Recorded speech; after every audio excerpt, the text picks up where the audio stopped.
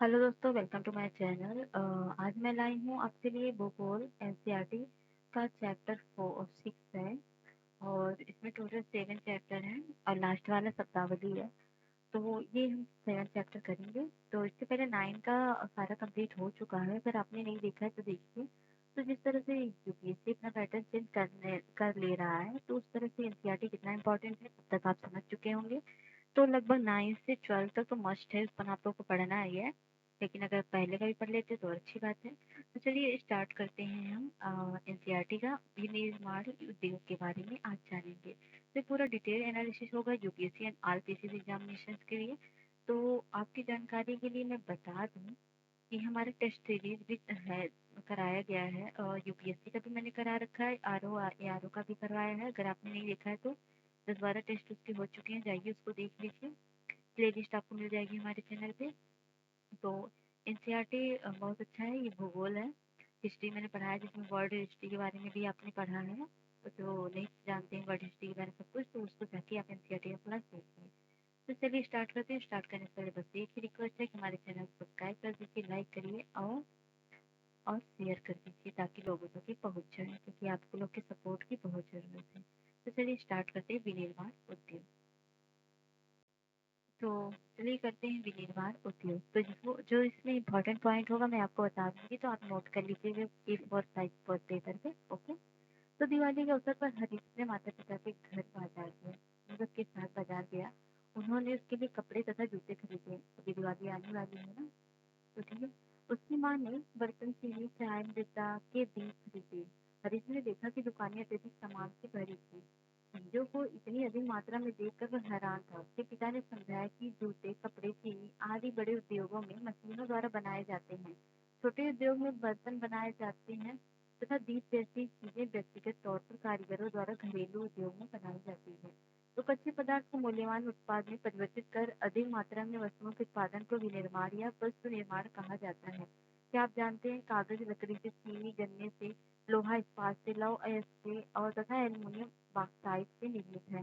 तो क्या आप यह नहीं जानते हैं कि कई किस्म के कपड़े ऐसे रेशों से बनते हैं जो रेशा उद्योग में बनते हैं। द्वितीय कार्यों में लगे व्यक्ति कच्चे माल को परिष्कृत वस्तुओं में परिवर्तित करते हैं। स्टील, कार, कपड़ा उद्योग, बेकरी तथा पेय पदार्थ संबंधी उद्योगों में लगे श्रमिक इसी वर्ग के अंतर्गत आते हैं। कुछ व्यक्ति सेवाएं प्रदान करने में रोजगार पाते हैं। इस अध्याय में हम द्वितीय क्रियाओं के अंतर्गत विनिर्माण उद्योगों के विषय में पढ़ेंगे। किसी देश की आर्थिक उन्नति विनिर्माण उद्योगों के विकास में मापी जाती है। विनिर्माण का महत्व क्या है? तो विनिर्माण उद्योग सामान्यतः विकास की तथा विशेषतः आर्थिक विकास की रीढ़ समझे जाते हैं, क्योंकि विनिर्माण उद्योग न केवल कृषि के आधुनिकीकरण में सहायक है, वरन द्वितीयक व तृतीयक सेवाओं में रोजगार उपलब्ध कराकर कृषि पर हमारी निर्भरता को कम करते हैं। देश में औद्योगिक विकास बेरोजगारी तथा गरीबी उन्मूलन की एक आवश्यक शर्त है। भारत में सार्वजनिक तथा संयुक्त क्षेत्र में लगे उद्योग इसी विचार पर आधारित थे। जनजाति तथा पिछड़े क्षेत्रों में उद्योगों की स्थापना का उद्देश्य भी क्षेत्रीय समानताओं को कम करना था। विनिर्माण वस्तुओं का निर्यात वाणिज्य व्यापार को बढ़ाता है, जिससे अपेक्षित विदेशी मुद्रा की प्राप्ति होती है। वे देश ही विकसित हैं जो कच्चे माल को विभिन्न तथा अधिक मूल्यवान तैयार माल में विनिर्मित करते हैं। भारत का विकास विविध व शीघ्र औद्योगिक विकास में निहित है। कृषि तथा उद्योग एक दूसरे से पृथक नहीं है, ये एक दूसरे से पूरक है। उदाहरण, भारत में कृषि पर आधारित उद्योग ने कृषि पैदावार बढ़ोतरी को प्रोत्साहित किया है। ये उद्योग कच्चे माल के लिए कृषि पर निर्भर है तथा इनके द्वारा निर्मित उत्पाद जैसे सिंचाई के लिए पंप, उर्वरक, कीटनाशक दवाएं, प्लास्टिक मशीन, पाइप मशीनें व कृषि औजार आदि पर किसान निर्भर है। इसलिए विनिर्माण उद्योग के विकास तथा स्पर्धा से न केवल कृषि उत्पादन को बढ़ावा मिला है, अपितु उत्पादन प्रक्रिया भी सक्षम हुई है। आज वैश्वीकरण के युग में हमारे उद्योगों को अधिक प्रतिस्पर्धी तथा सक्षम होने की आवश्यकता है। केवल आत्मनिर्भरता ही काफी नहीं है, हमारी वस्तुएं गुणवत्ता में अंतर्राष्ट्रीय स्तर की हो तभी हम अंतर्राष्ट्रीय बाजार में प्रतिस्पर्धा कर पाएंगे।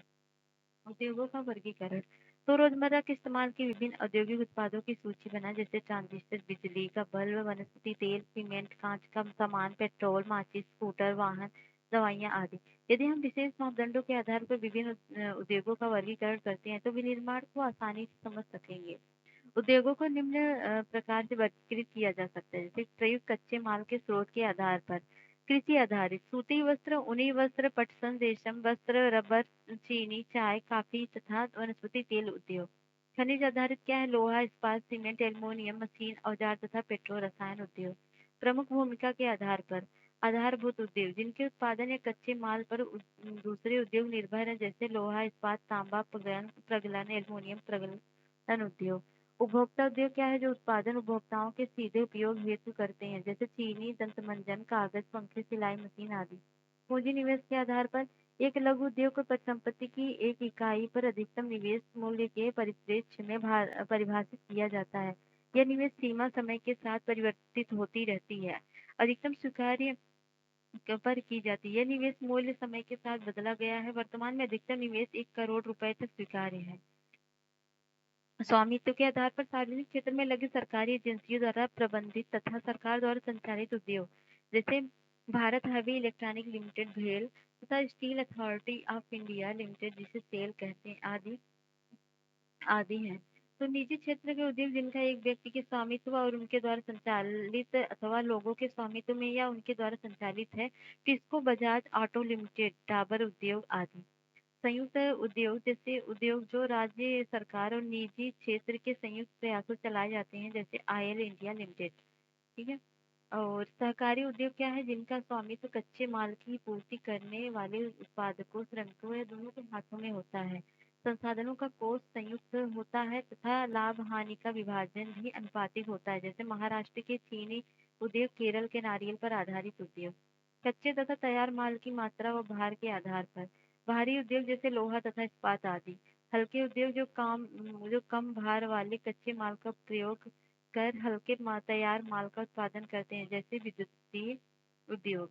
तो क्रियाकलाप है, कर सकते हैं आप। कृषि आधारित उद्योग, देखिए चीजें जो इम्पोर्टेंट फैक्ट है ना, याद कर लीजिए।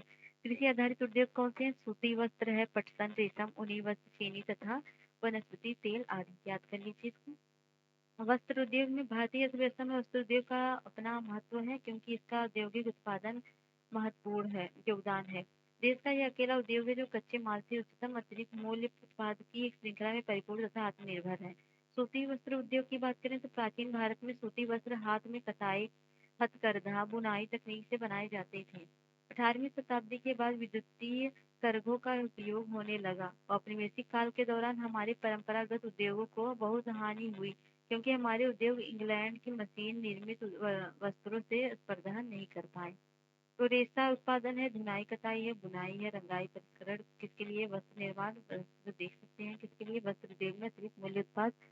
तो पहला सफल सूती वस्त्र उद्योग जो 1854 मुंबई में लगाया गया था। कब लगाया गया था? 1854 में, नोट कर लीजिए। यूरोप 2 विश्व युद्धों से जूझ रहा था तथा भारत इंग्लैंड के अधीन था। ऐसे में इंग्लैंड में कपड़े की मांग आपूर्ति हेतु भारतीय सूती वस्त्र उद्योग को प्रोत्साहन मिला था। तो आरंभिक वस्त्रों में सूती वस्त्र उद्योग महाराष्ट्र तथा गुजरात के कपास के उत्पादन क्षेत्रों तक ही सीमित थे। कपास की उपलब्धता, बाजार, परिवहन, पत्तनों की समीपता, श्रम, नमी युक्त जलवायु आदि कारकों ने इसके स्थानीयकरण को बढ़ावा दिया। इस उद्योग का कृषि से निकट का संबंध है और कृषि को कपास चुनने वालों, गांठ बनाने वाले, कटाई करने वाले, रंगाई करने वाले, डिजाइन बनाने वाले, पैकेट बनाने वाले और सिलाई करने वालों को यह जीविका प्रदान करता है। इस उद्योग के कारण रसायन, रंजक, मील, स्टोर तथा पैकेजिंग सामग्री और इंजीनियरिंग उद्योग की मांग बढ़ती है। तो फलस्वरूप इन उद्योगों का विकास होता है। ये देव कटाई कार्य महाराष्ट्र, गुजरात, तमिलनाडु में केंद्रित है, लेकिन सूती, रेशम, जरी, कसीदाकारी आदि में बुनाई के परंपरागत कौशल और डिजाइन देने के लिए बुनाई अत्यधिक विकेंद्रीकृत है। भारत में कताई उत्पादन विश्व स्तर का है, लेकिन बुना वस्त्र कम गुणवत्ता वाला है, क्योंकि यह देश में उत्पादित उच्च स्तरीय धागे का अधिक प्रयोग नहीं कर पाता। बुनाई का कार्य हथकरघों, विद्युत करघों व मिलों में होता है। हाथ से बुनी खादी कुटीर उद्योग के रूप में बुनकरों को उनके घरों में बड़े पैमाने पर रोजगार प्रदान कराता है। महात्मा गांधी ने सूत काटने तथा खादी बुनने पर क्यों बल दिया, आप बताइएगा। हमारे देश में विद्युत चालित करघों तथा हथकरघों द्वारा निर्मित लूमेज की अपेक्षा कारखानों द्वारा निर्मित लूमेज को कम कर रखना क्यों महत्वपूर्ण है? पटसन उद्योग देखते हैं। भारत पटसन और पटसन निर्मित सामान का सबसे बड़ा उत्पादक है यह तथा बांग्लादेश के पश्चात दूसरा बड़ा निर्यातक भी है। वर्ष 2010-11 में भारत में लगभग 80 पटसन उद्योग थे। इनमें से अधिकांश पश्चिम बंगाल में हुगली नदी पर 98 किलोमीटर लंबी तथा 3 किलोमीटर चौड़ी एक संकरी मेखला में स्थित है। पहला पटसन उद्योग कोलकाता के निकट रिसरा में 1855 से लगाया गया। 1947 में देश के विभाजन के पश्चात पटसन मिलें तो भारत में रह गई, लेकिन 3/4 जूट उत्पादक क्षेत्र पूर्वी पाकिस्तान अर्थात बांग्लादेश में चले गए। हुगली नदी तट पर इसके स्थित होने के निम्न कारण हैं। पटसन उत्पादक क्षेत्रों की निकटता, सस्ता जल परिवहन, सड़क, रेल व जल परिवहन का जाल, कच्चे माल का मिलों तक ले जाने में सहायक होना, कच्चे पटसन को संसाधित करने में प्रचुर जल, पश्चिम बंगाल तथा समीपवर्ती राज्य उड़ीसा, बिहार, उत्तर प्रदेश से सस्ता श्रमिक उपलब्ध होना, कोलकाता का एक बड़े नगरीय केंद्र के रूप में बैंकिंग, बीमा और जूट के सामान के निर्यात के लिए पत्तन की सुविधाएं प्रदान करना आदि सम्मिलित है। चीनी उद्योग की बात करें तो भारत का चीनी उत्पादन में विश्व में दूसरा स्थान है, लेकिन गुड़ व खंडसारी के उत्पादन में इसका प्रथम स्थान है। इन उद्योग में प्रयुक्त कच्चा माल भारी होता है और तथा ढुलाई में इसके सुक्रोज की मात्रा घट जाती है। चीनी मिलें उत्तर प्रदेश, बिहार, महाराष्ट्र, कर्नाटक और कहाँ पर है और तमिलनाडु, आंध्र प्रदेश, गुजरात, पंजाब, हरियाणा, मध्य प्रदेश राज्यों में फैली है। चीनी मिलों को 60% उत्तर प्रदेश तथा बिहार में है। यह उद्योग मौसमी है अतः सरकारी क्षेत्र के लिए उपयुक्त है। क्या आप बता सकते हैं ऐसा क्यों है? तो ये अब मैप देख लीजिए। सूती वस्त्र जो ब्लैक डॉटेड है, सूती वस्त्र उद्योग है मुरादाबाद में, आगरा में और देवास में, उज्जैन में, इंदौर में, वर्धा में, जलगांव में, औरंगाबाद में, पुणे में। और ऊनी वस्त्र जो रेड रेड है जैसे कि मिर्जापुर में है, कानपुर में है, शाहजहांपुर में है, पानीपत, गुरुग्राम, लुधियाना, अमृतसर, बीकानेर, जयपुर, अहमदाबाद और ये जामनगर देख सकते हैं। और रेशम रेशम कोलार, बेंगलुरु, मैसूरू और कहाँ पे है कोलार की खाने श्रीनगर में, अनंतनाग है और बारमूला है।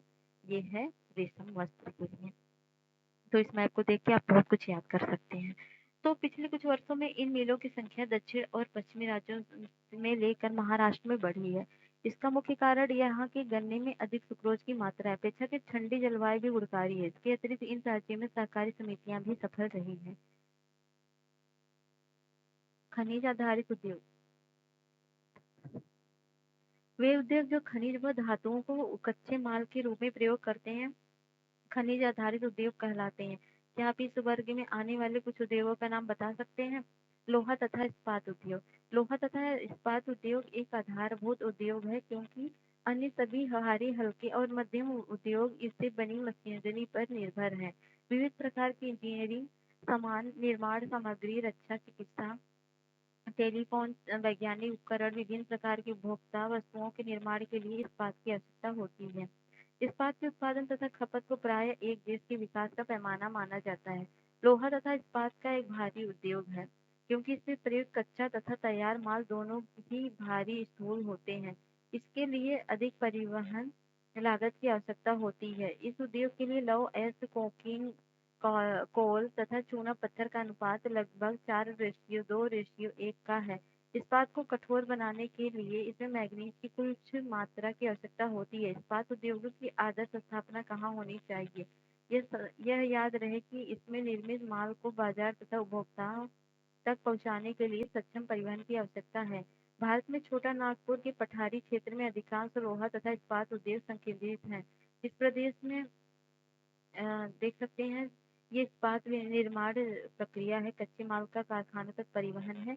ये झोंकदार भट्टी है। लौह अयस्क का गलाया जाना, चूना पत्थर एक सहायक खनिज है जो इसमें मिलाया जाता है। धातु का मैल हटाया जाता है। अयस्क को गर्म करने के लिए कोक का ईंधन के रूप में इस्तेमाल होता है। ढलवा लोहा है, तरल पदार्थ को सांचों में ढाला जाता है जिसमें ढलवा लोहा तैयार होता है। इस्पात बनाना क्या था? ढलवा लोहे को पुनः गलाकर ऑक्सीकरण द्वारा अशुद्धता हटाकर तथा मैग्नीज निकालकर क्रोमियम मिलाकर शुद्ध किया जाता है। फिर धातु को आकार दिया जाता है रोलिंग, प्रेसिंग और ढलाई और गढ़ाई के माध्यम से। तो ये प्रोसेस याद कर लीजिएगा, आंसर राइटिंग में हेल्प करेगा। तो ये चित्र आप देख सकते हैं। ये चित्र क्या है? लोहा और इस्पात संयंत्र के चित्र हैं। ये जो अपने डॉट देख रहे हो ये बनूर, बोकारो, जमशेदपुर, दुर्गापुर, राउरकेला ये सब है लोहा एस के चित्र। ठीक है। विशाखापत्तनम है, विजयनगर है और भद्रावती है, सेलम है। ठीक है। उद्योग के विकास के लिए अधिक अनुकूल सापेक्षिक परिस्थितियां हैं। इनमें लौ एस की कम लागत, उच्च कोटि के कच्चे माल की निकटता, सस्ते श्रमिक और स्थानीय बाजार में इनके मांग की विशाल संभावना सम्मिलित है। एल्युमिनियम प्रगलन, जिसे स्मेल्टिंग बोलते हैं, क्या होता है? नालको प्रगलन में पट्टी लेप मिल जाता है, देख सकते हैं, मिल देख सकते हैं। तो भारत में एल्युमिनियम प्रगलन दूसरा सर्वाधिक महत्वपूर्ण धातु शोधन उद्योग है। यह हल्का, जंग अवरोधी, ऊष्मा का सुचालक, लचीला तथा धातुओं के मिश्रण से अधिक कठोर बनाया जा सकता है। हवाई जहाज बनाने में, बर्तन तथा तार बनाने में इसका उपयोग किया जाता है। कई उद्योगों में इसका महत्व इस्पात, तांबा, जस्ता व शीशे के विकल्प के रूप में प्रयुक्त होने से बढ़ा है। देश के एल्युमिनियम प्रगलन संयंत्र उड़ीसा, पश्चिम बंगाल, केरल, उत्तर प्रदेश, छत्तीसगढ़, महाराष्ट्र, तमिलनाडु राज्य में स्थित है। प्रगालकों में देखेंगे, बॉक्साइट का कच्चे पदार्थ के रूप में जो भारी, गहरे लाल रंग की चट्टानें होती हैं, प्रयोग किया जाता है। प्रवाह चार्ट जो है एल्युमिनियम निर्माण प्रक्रिया दर्शाता है। इस उद्योग की स्थापना की दो महत्वपूर्ण आवश्यकताएं हैं। तो देख सकते हैं क्या आवश्यकता है? नियमित ऊर्जा की पूर्ति तथा कम कीमत पर कच्चे माल की सुनिश्चित उपलब्धता। तो ये देख सकते हैं एल्युमिनियम और इसका अनुपात क्या है? 4 से 6 टन बॉक्साइट होता है, 2 टन एल्युमिनियम होता है, फिर जाके 1 टन एल्युमिनियम बनता है। ठीक है। एल्युमिनिया बोलते हैं ना, ये ऑक्साइड इसका अयस्क है। तो एल्युमिनियम उद्योग में निर्माण की प्रक्रिया क्या होती है? पहले क्या होता है? बॉक्साइट होता है ना, कच्चा माल, बॉक्साइट खनन के द्वारा कच्चा माल प्राप्त करते हैं। फिर परिवहन रेल या समुद्री जहाज से ले जाते हैं। फिर एल्युमिनिया जो होता है अयस्क बनता है। बॉक्साइट दलहन और एल्युमिनियम घुलन और एल्युमिनियम शोधशाला में इसका उपयोग होता है। प्रगालक स्तर तथा भारी अयस्क का पहुंचना, शोधशाला में कैल्शियम पेट्रोलियम रोबोट को तैयार करना, कोयला खान से फिर क्या करते हैं इसको? ये देख सकते हैं विद्युत 18,600 किलोवाट प्रति टन अयस्क प्राप्त होता है। एल्युमिनियम प्रगालक फिर ये मिलता है क्रायोलाइट, एक पिघली धातु जो इलेक्ट्रोलाइट का काम करती है, जिसके द्वारा क्रिया करा के एल्युमिनियम प्राप्त करते हैं। तो ठीक है, अब रसायन उद्योग के बारे में देखेंगे हम। तो भारत में रसायन उद्योग तेजी से विकसित हो रहा तथा फैल रहा है। इसकी भागीदारी सकल घरेलू उत्पाद में लगभग 3% है। यह उद्योग एशिया का तीसरा बड़ा तथा विश्व में आकार की दृष्टि से 12वां स्थान पर है। इसमें लघु तथा बृहद दोनों प्रकार की विनिर्माण इकाइयां सम्मिलित हैं। कार्बनिक और कार्बनिक दोनों क्षेत्रों में तीव्र वृद्धि दर्ज की गई। अकार्बनिक रसायनों में सल्फ्यूरिक अम्ल, उर्वरक, कृत्रिम वस्त्र, प्लास्टिक, गोंद, रंग, रोगन, डाई आदि के निर्माण में प्रयुक्त। नाइट्रिक अम्ल, क्षार, सोडा ऐश, कांच, साबुन, शोधक व अपमार्जक, कागज में प्रयुक्त होने वाले रसायन तथा कास्टिक सोडा आदि शामिल है। इन उद्योगों का देश में विस्तृत फैलाव है। क्या आप बता सकते हैं कि ऐसा क्यों है? तो कार्बनिक रसायनों में पेट्रो रसायन शामिल है, जो कृत्रिम वस्त्र, कृत्रिम रबर, प्लास्टिक, रंजक पदार्थ, दवाइयाँ, औषध रसायनों में के बनाने में प्रयोग किए जाते हैं। ये उद्योग तेल शोधनशालाओं में पेट्रो रसायन संयंत्रों के समीप स्थापित हैं। रसायन उद्योग में अपने आप में एक बड़ा उपभोक्ता भी है। आधारभूत रसायन एक प्रक्रिया द्वारा अन्य रसायन उत्पन्न करते हैं, जिनका उपयोग औद्योगिक अनुप्रयोग, कृषि अथवा उपभोक्ता बाजारों के लिए किया जाता है। ऐसे उत्पादों की एक सूची बनाएं। उर्वरक उद्योग क्या है? उर्वरक उद्योग नाइट्रोजनी उर्वरक है, मुख्यतः यूरिया, फास्फोरिक उर्वरक तथा अमोनियम फास्फेट तथा मिश्रित उर्वरक, जिनमें 3 मुख्य पोषक उर्वरक नाइट्रोजन, फास्फोरस, पोटास शामिल है, के उत्पादन क्षेत्रों के इर्द गिर्द केंद्रित है। तीसरा अर्थात पोटास पूर्णतः आयात किया जाता है, क्योंकि हमारे देश में वाणिज्यिक रूप से या किसी भी रूप में प्रयुक्त होने वाला पोटास या पोटेशियम यौगिक के भंडार नहीं है। तो हरित क्रांति के पश्चात यह उद्योग देश के अनेक भागों में फैल गया। गुजरात, तमिलनाडु, उत्तर प्रदेश, पंजाब, केरल तथा राज्य कुल उर्वरक उत्पादन का लगभग 50% उत्पादन करते हैं। अन्य महत्वपूर्ण उत्पादक राज्य हैं आंध्र प्रदेश, उड़ीसा, राजस्थान, बिहार, महाराष्ट्र, असम, पश्चिम बंगाल, गोवा, दिल्ली, मध्य प्रदेश तथा कर्नाटक। सीमेंट उद्योग की बात करें तो सीमेंट उद्योग निर्माण कार्यों जैसे घर, कारखाने, पुल, सड़कें, हवाई अड्डा, बांध तथा व्यापारिक प्रतिष्ठानों के निर्माण में सीमेंट आवश्यक होता है। इस उद्योग को भारी व स्थूल कच्चे माल कहाँ से मिलते हैं? चूना पत्थर, तेलिका, जिप्सम की आवश्यकता होती है। रेल परिवहन के अतिरिक्त इसमें कोयला तथा विद्युत ऊर्जा भी आवश्यक है। तो क्या उद्योग की इकाइयाँ गुजरात में लगाई गई हैं? मतलब कोयला इस उद्योग की, क्योंकि यहाँ से इसे खाड़ी के देशों में बाजार की उपलब्धता है। तो मोटर गाड़ी उद्योग क्या है? मोटर गाड़ी यात्रियों तथा सामान की तीव्र परिवहन के साधन है। भारत में विभिन्न केंद्रों पर ट्रक, बसें, कारें, मोटरसाइकिल, स्कूटर, तिपहिया तथा बहुउपयोगी वाहन निर्मित किए जाते हैं। उदारीकरण के पश्चात नए और आधुनिक मॉडल के वाहनों का बाजार तथा वाहनों की मांग बढ़ी है। इससे इस उद्योग में विशेषकर कार, दोपहिया, तिपहिया वाहनों में अपार वृद्धि हुई है। यह उद्योग दिल्ली, गुड़गांव, मुंबई, पुणे, चेन्नई, कोलकाता, लखनऊ, इंदौर, हैदराबाद, जमशेदपुर तथा बेंगलुरु के आसपास स्थित है। सूचना प्रौद्योगिकी तथा इलेक्ट्रॉनिक्स उद्योग। इलेक्ट्रॉनिक्स उद्योग के अंतर्गत आने वाले उत्पादों में रजिस्टर से लेकर television, telephone, cellular, telecom, telephone exchange, radar, computer, दूरसंचार उद्योग के लिए उपयोगी अनेक अन्य उपकरण तक बनाए जाते हैं। तो HCL रूपनगर में केबल निर्माण देख सकते हैं, इस तरह से होता है।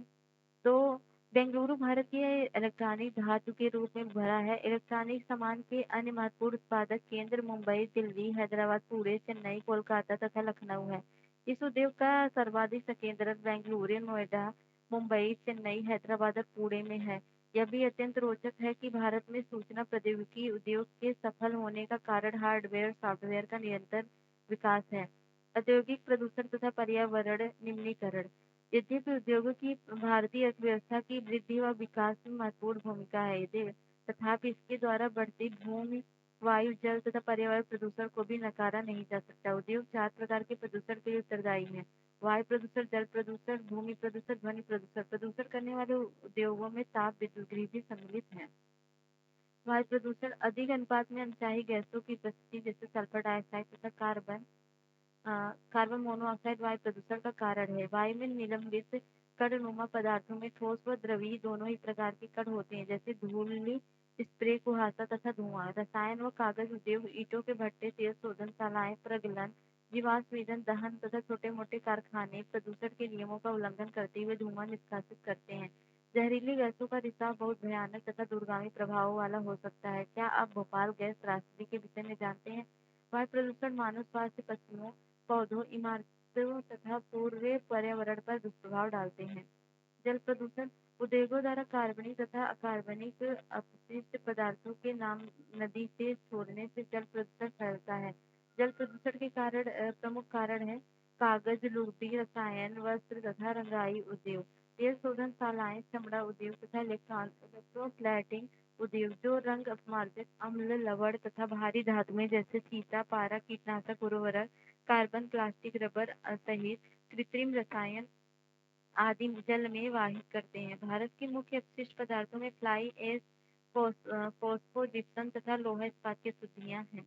तापीय प्रदूषण की बात करें, जब कारखानों तथा ताप घरों से गर्म जल को ठंडा किए ही नदियों बिना ठंडा किए ही नदियों तथा तालाबों में छोड़ दिया जाता है, तो जल में तापीय प्रदूषण होता है। जलीय जीवन पर इसका क्या प्रभाव होगा, आप खुद बता सकते हैं। मछलियां वगैरह जो भी समुद्री जीव है प्रभावित तो होंगे। तो परमाणु ऊर्जा संयंत्रों के अपशिष्ट व परमाणु शस्त्र उत्पादक कारखानों में से कैंसर, जन्मजात विकार तथा अकाल प्रसव जैसी बीमारियां होती हैं। मृदा व जल प्रदूषण आपस में संबंधित है। मलबे का ढेर, विशेषकर कांच, हानिकारक रसायन, औद्योगिक बहाव, पैकिंग, लवण तथा कूड़ा करकट मृदा को अनउपजाऊ बनाता है। वर्षा जल के साथ प्रदूषण जमीन से रिसते हुए भूमिगत जल तक पहुंचकर उसे भी प्रदूषित कर देते हैं। तो ये भारत में कुछ सॉफ्टवेयर टेक्नोलॉजी पार्क है। मोहाली में, श्रीनगर में, नोएडा में, जयपुर में, गांधीनगर, इंदौर, मुंबई, पुणे, हैदराबाद, भुवनेश्वर, कोलकाता, गुवाहाटी और बेंगलुरु और मैसूर, चेन्नई और तिरुवनंतपुरम। और ध्वनि प्रदूषण क्या होता है? तो ध्वनि प्रदूषण में खिन्नता तथा उत्तेजना ही नहीं वरन श्रवण असक्षमता, हृदय गति, रक्तचाप तथा कायिक व्यथाएं भी बढ़ती हैं। अनचाही ध्वनि उत्तेजना मानसिक चिंता का स्रोत है। औद्योगिक तथा निर्माण कार्य कारखानों के उपकरण, जनरेटर, लकड़ी पीने के कारखाने, गैस यांत्रिकी तथा विद्युत ट्रेन भी अधिक ध्वनि उत्पन्न करते हैं। पर्यावरण निम्नीकरण की रोकथाम। कारखानों द्वारा निष्कासित 1 लीटर अपशिष्ट से लगभग 8 गुना स्वच्छ जल दूषित होता है। औद्योगिकरण प्रदूषण से स्वच्छ जल को कैसे बचाया जा सकता है, इसके कुछ निम्न सुझाव हैं।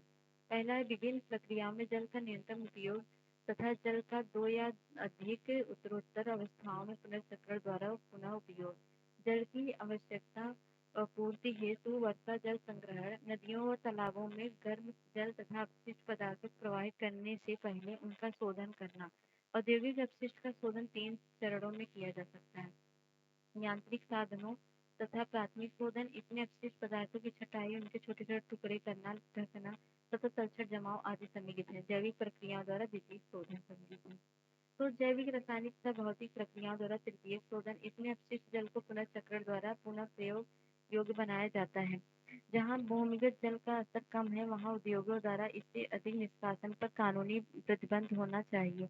वायु में निलंबित प्रदूषण को कम करने के लिए कारखानों में ऊंची चिमनियों में इलेक्ट्रोस्टैटिक अवक्षेपण और स्क्रबर उपकरण तथा गैसीय प्रदूषक पदार्थों को जड़त्वीय रूप से पृथक करने के लिए उपकरण होना चाहिए। कारखानों में कोयले की अपेक्षा तेल व गैस के प्रयोग से धुएं के निष्कासन में कमी लाई जा सकती है। मशीनों उपकरणों का प्रयोग किया जा सकता है तथा जनरेटरों में साइलेंसर लगाया जा सकता है। ऐसी मशीनरी का प्रयोग किया जाए जो ऊर्जा सक्षम हो तथा कम ध्वनि प्रदूषण करे। ध्वनि अवशोषण करने वाले उपकरणों के इस्तेमाल के साथ कानों पर शोर नियंत्रण उपकरण भी पहनने चाहिए। सतत पौषधि विकास की चुनौतियों के लिए पर्यावरणीय संचेतनों तना से युक्त आर्थिक विकास की जरूरत है। फरीदाबाद में यमुना एक्शन प्लान के अंतर्गत वहित मल उपचार संयंत्र आप देख सकते हैं। और आगे तो ये आपका चैप्टर यहीं पर खत्म होता है। हम मिलते हैं